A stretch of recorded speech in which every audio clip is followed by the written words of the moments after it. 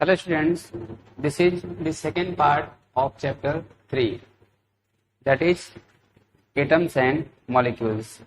Okay, so students, in this video we will discuss about ions. So what are ions? ठीक है, इसके बाद हम जो यहाँ पे इस जो है टॉपिक हम लोग इसको डिटेल में स्टडी करने जा रहे हैं. ठीक है, तो देखिए आयन क्या होता है. What is ions? Compound containing metal and non-metal element contain charge particle called ions. ठीक है, जितने भी सारे मेटल्स हैं या नॉन मेटल्स हैं वो जो है अपने साथ कुछ चार्ज पार्टिकल्स कंटेन किए रहते हैं. ठीक है ना, जिसको हम लोग क्या बोलते हैं? आयंस बोलते हैं. And ion is a charge particles having positive और नेगेटिव चार्ज. ठीक है ना, इस पे क्या होता है, या तो पॉजिटिव चार्ज होगा या तो नेगेटिव चार्ज होगा. इस पर जो आयंस होते हैं उन पर या तो पॉजिटिव चार्ज या तो negative charge. A positive charge is called cation और नेगेटिव चार्ज क्या बोलते हैं? एनायन बोलते हैं. ओके, चलिए आगे. वैलेंसी क्या होती है? Valency is the combining capacity of an element. अब जो कुछ ऐसे हमारे पास आयंस हैं, ठीक है, और उनकी बैलेंसी कितनी कितनी होती है वो जो है इस टेबल में शो किया गया है. ठीक है, इसको जो है आप लोगों को अच्छे से लर्न कर लेना है. ठीक है, जो है किस आयंस की बैलेंसी कितनी होती है. जैसे मैं आप यहाँ बोलता हूँ क्लोरीन. एक मिनट थोड़ा सा रुक जाइए. जैसे मैं आपसे कह दूं क्लोरीन की बैलेंसी कितनी है, ठीक है ना, तो यहाँ पर आप दे सकते हैं जो क्लोरीमीस, इसको हम लोग क्या बोलते हैं? क्लोराइड आयन बोलते हैं. ठीक है ना, यहाँ पे इसकी बैलेंसी कितनी हो गई? देखिए इतना इस पे चार्ज होगा, कितना चार्ज है? 1 चार्ज है. इसकी बैलेंसी कितनी हो गई? 1 हो गई. वैसे देखिए ये कार्बोनेट आयन है, ठीक है ना, यहाँ पे देख रहे हैं. इस पे देखिए कितना चार्ज है?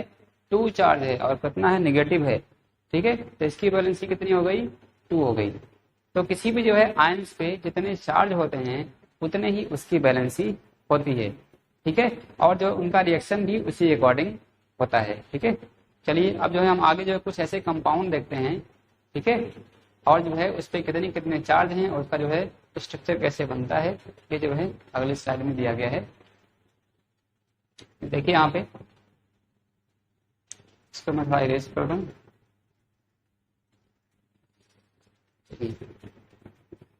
आगे देखते हैं. Writing chemical formula. ठीक है ना, हमें जो है केमिकल फॉर्मूला लिखना है. तो अब देखिए यहाँ पे कैसे, उसके कई सारे प्रोसेस हैं. Write the symbols formula of the element और ion so that symbols of the metals और positive ions is on the left and symbols formula of the non metals or negative ion is on the right. Means इससे कहने मतलब क्या है, जो positive charge होंगे वो हमेशा राइट में होंगे, लेफ्ट में. ठीक है ना, जो पॉजिटिव चार्ज होंगे वो हमेशा कहाँ होंगे? लेफ्ट में. और जो नेगेटिव चार्ज होंगे वो हमेशा कहाँ होंगे? राइट साइड में होंगे. ठीक है, नेक्स्ट क्या इसमें बोल रहा है? Right the valencies of the electron और आयंस बिलो द एलिमेंट और आयंस. अब जो उनकी बैलेंसी होगी उसको हम लोग उस एलिमेंट के नीचे लिखेंगे. ठीक है ना. Next cross over the valencies of the combining ions. फिर जो उनकी बैलेंसी हम लोग क्या कर देंगे? क्रॉस मल्टीप्लाई कर देंगे.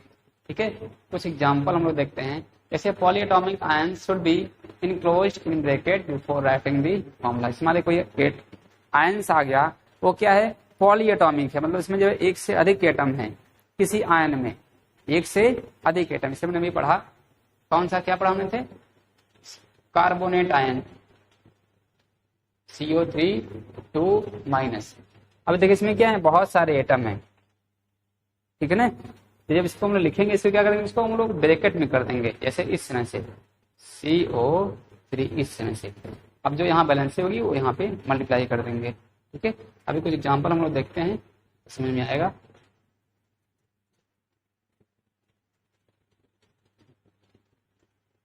देखिए यहाँ पे हमारे पास एग्जांपल है formula of hydrogen chloride.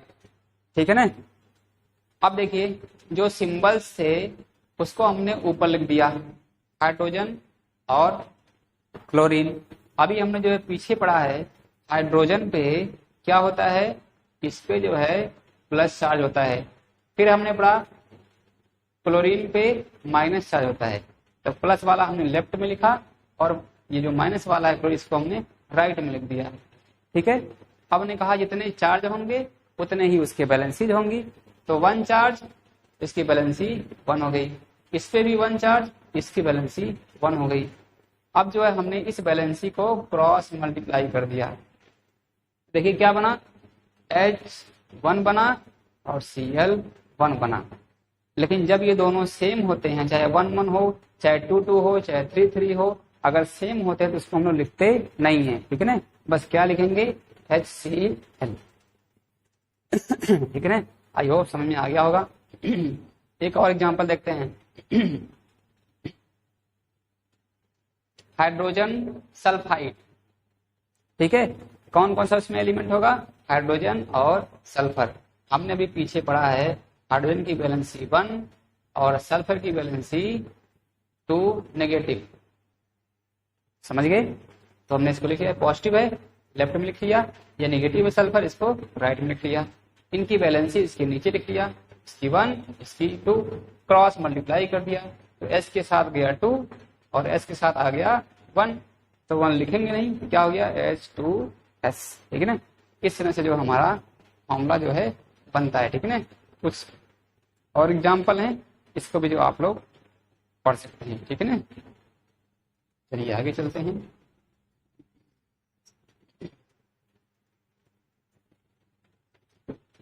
Next है, देखिए ये सब जो है यहाँ पे बहुत सारे जो है फॉर्मूले गिवन है, इसको जो है आप लोग घर पे बना लेंगे अच्छे से और इसको समझ लेंगे कैसे ये हो गया। ठीक है ना, इससे इसको देख लीजिए, इस पे प्लस, एक मिनट बस एक गड़बड़ हो जा रहा है बार बार। चलिए देखिए, जैसे यहाँ पे देखिए इस पे +1 चार्ज है। ठीक है, और इस पे भी क्या होता है, देखिए +1 ही चार्ज होता है। ठीक है ना, इसकी बैलेंसी 1 इसकी बैलेंसी 1, क्रॉस मल्टीप्लाई कर दिया तो इसके साथ आ गया 1 इसके साथ आ गया 1। ठीक है, ठीक है, इसको कैसे लिखते हैं, Na1 लिखेंगे। और ये क्या देखिए पॉली एटॉमिक आयन है, तो इसको हम लोग ब्रैकेट में लिखते हैं। ठीक है ना, तो ब्रैकेट में NO3 समझ गए। देखिए 1 1 लिखेंगे नहीं तो क्या बस हो गया, ब्रैकेट तब हट जाएगा तो क्या हो गया NaNO3 बन गया। समझ गया ना, तो इस तरह से ये बनता है। चलिए सब आप लोग पढ़ लेंगे। ठीक है, आगे चल देखते हैं क्या लिखा है इसमें। नेक्स्ट है मॉलिक्यूलर मास और फॉर्मूला मास यूनिट। ठीक है, ये हमारा नेक्स्ट टॉपिक है। देखते हैं इसमें क्या लिखा है। The molecular mass of a substance is the sum of the atomic masses of all the atoms in a molecule। ठीक है ना, यहाँ पे गड़बड़ हो गया है। ठीक है ना, किसी भी जो है मॉलिक्यूल में जितने भी सारे एटम्स प्रेजेंट होते हैं सभी के मास का सम, उसको हम लोग क्या बोलते हैं, मॉलिक्यूलर मास। आगे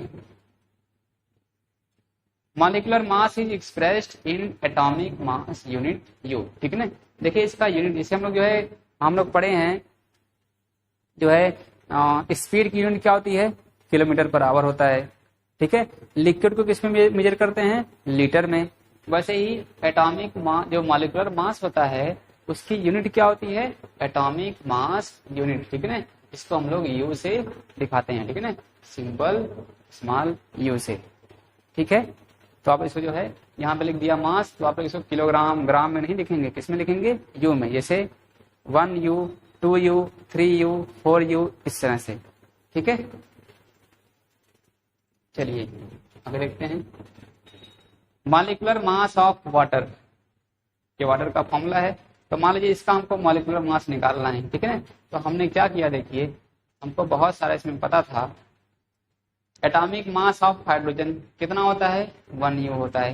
ये आप लोगों को कहाँ से मिलेगा, जो पीछे आप लोग पढ़ चुके हैं टेबल वहां से मिलेगा। ठीक है ना, अब जो पीछे जितने भी सारे एलिमेंट हैं सबका आप लोग एटॉमिक मास लर्न कर लेंगे। ठीक है ना, तभी इस तरह के क्वेश्चन को आप लोग कर पाएंगे।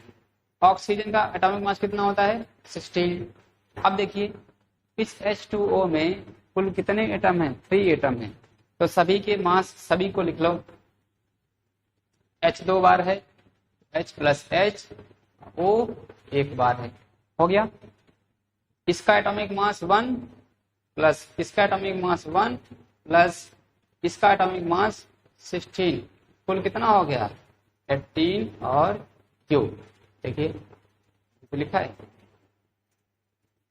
समझ गए। चलिए आगे चलते हैं।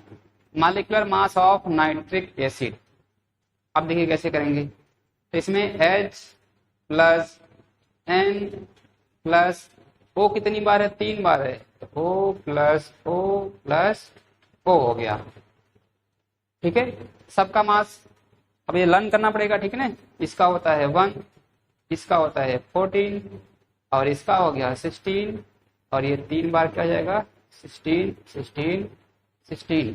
सबको ऐड कर देते हैं, ठीक है ना। कितना आ गया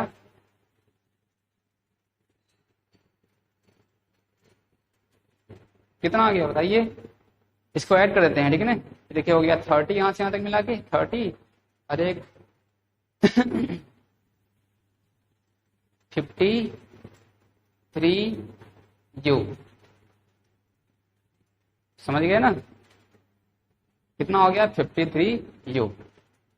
इस तरह से आप लोग जो है मॉलिक्यूलर मास निकाल लेंगे, ठीक है ना। देखिए यहाँ पे दिखा के उसने करके दिखाया भी है।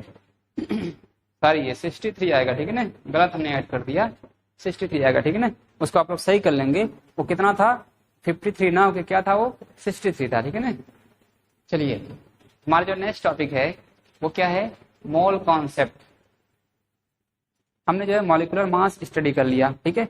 ये क्या होता है, कोई भी अगर मॉलिक्यूल है उसमें जितने भी सारे एटम्स प्रेजेंट हैं सभी के एटॉमिक मास का सम अगर हम लोग कर लें तो हमें क्या मिलता है मॉलिक्यूलर मास मिलता है, ठीक है।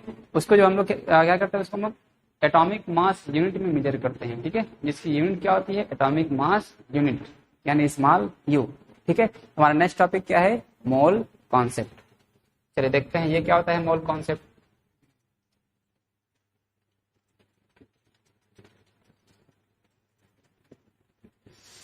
एक मिनट, ये तो आ नहीं रहा है।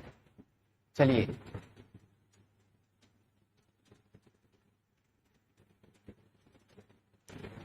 देखिए मोल कॉन्सेप्ट क्या होता है। A mole of a substance is that amount of substance which contains the same number of particles that are present in 12 gram of carbon, ठीक है। अगर कोई पूछे एक मोल में जो है कितने एटम होते हैं, तो एक मोल में जो है उतने एटम होते हैं जितने कार्बन 12 में होते हैं, ठीक है ना। मतलब जो जितने एटम कार्बन 12 में होंगे उतने ही एटम जो है 1 मोल ऑफ सब्सटेंस में, अगर कोई भी सब्सटेंस है, ठीक है, अगर वो 1 मोल है तो उसमें जो है कार्बन 12 के एटम के इक्वल में उतने मोल होते हैं, ठीक है ना। तो इस तरह से हम इसको जो है कर सकते हैं। आगे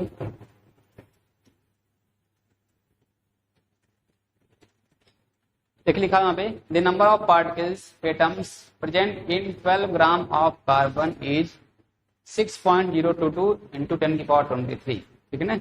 जैसे जो कार्बन 12 है, ठीक है, उसमें जो है कितने एटम प्रेजेंट होते हैं 6.022 इंटू 10⁻23 एटम प्रेजेंट होते हैं, ठीक है ना। और इसी को हम लोग क्या बोलते हैं अवोगाड्रो नंबर, ठीक है ना। इसको हम लोग इस तरह से रिप्रेजेंट करते हैं N0, ये इसका रिप्रेजेंटेशन हो गया, ठीक है। इसी का नाम क्या है दूसरा अवोगाड्रो नंबर, ठीक है ना, या अवोगाड्रो कांस्टेंट N0, ठीक है। याद रखिएगा बहुत ही इंपॉर्टेंट चीज है, आगे जो है काम आएगी, ठीक है। चलिए आगे। अ मोल रिप्रेजेंट 2 थिंग्स, कौन कौन सी हैं वो। It represents a definite number of particles, ठीक है। तो किसी भी एटम में मॉलिक्यूल में कंपाउंड में कितने पार्टिकल्स मिले हुए हैं, ठीक है ना, ये उसको शो करता है। दूसरा क्या चीज है It represents a definite mass of a substance equal to the gram atomic mass of an element or the gram molecular mass of a compound. अब ये कोई नई चीज नहीं है, ठीक है ना। ग्राम एटॉमिक, देखिए ग्राम मॉलिकुलर मास या ग्राम एटॉमिक मास, ये कोई डिफरेंट चीज नहीं है, ठीक है। ये क्या है, मॉलिकुलर मास ही है बस। अब जो हम लोग एटम्स लेते हैं उसके वेट क्या होंगे, वो ग्राम ग्राम ग्राम में होंगे। अभी किस में निकल रहा था, उसमें यू में निकल रहा था, अब ये किस में आएगा, ग्राम में आएगा, ठीक है। इसलिए इसका नाम क्या पड़ गया, ग्राम पड़ गया। सेम चीज है, ठीक है ना। इसको कैसे निकालोगे, जैसे हमने मॉलिकुलर मास निकाला था वैसे ही हम लोग जो है ग्राम मॉलिकुलर मास भी फाइंड आउट करेंगे, ठीक है ना। चलिए, gram atomic mass of an element, देखिए क्या होता है, सेम वही लिख भी दिया, ठीक है, जो मैं आपको बता दिया हूं। It's atomic mass expressed in gram, ठीक है ना। सेम क्या होता है, एटॉमिक मास होता है जिसको हम लोग ग्राम में रिप्रेजेंट करते हैं, ठीक है ना। जैसे 16 ग्राम हो गया, 12 ग्राम हो गया, इस तरह से, ठीक है ना। चलिए आगे चलते हैं। Example, gram atomic mass of oxygen, कितना देखिए, कितना ऑक्सीजन है, 2 है, तो O प्लस O यानी 16 प्लस 16 कितना हो गया, 32 ग्राम हो गया। ग्राम मॉलिकुलर मास ऑफ है कंपाउंड, ये क्या होता है, ये भी जो है इसको हम लोग जो है क्या करते हैं, ग्राम में एक्सप्रेस करते हैं। जैसे हमारे पास अगर H2O है, ठीक है ना, तो इसका ग्राम एटॉमिक मास क्या होगा, देखिए जितने इसमें प्रेजेंट हैं H प्लस O, जैसे हमने मॉलिक्यूलर मास फाइंड आउट किया था वैसे इसको भी निकालेंगे। तो 1 ग्राम प्लस 1 ग्राम और प्लस इसका 16 ग्राम, कुल कितना हो गया, 18 ग्राम। वहां पे क्या था, यू में था, लेकिन यहाँ पे क्या हो गया, ग्राम में, क्योंकि यहाँ पे क्या लिखा, ग्राम मॉलिक्यूलर मास। ओके, चलिए क्लियर होगा, आई होप समझ में आ गया होगा सब।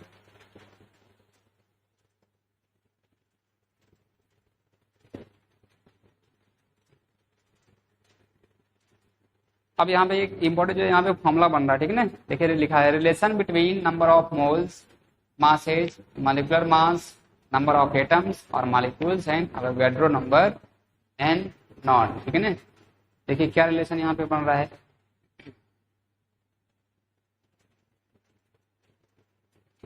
एक मिनट, चलिए देखिए वो इंपॉर्टेंट फॉर्मूला यहाँ पे क्या बन रहा है, देखिए n इक्वल टू क्या होता है, m अपॉन m, ठीक है ना। जहां पे देखिए n क्या है, नंबर ऑफ मोल्स है, ठीक है ना, मैं आपको यहाँ पे दिखा रहा हूं, n क्या है, देखिए नंबर ऑफ मोल्स, ये क्या है, n है,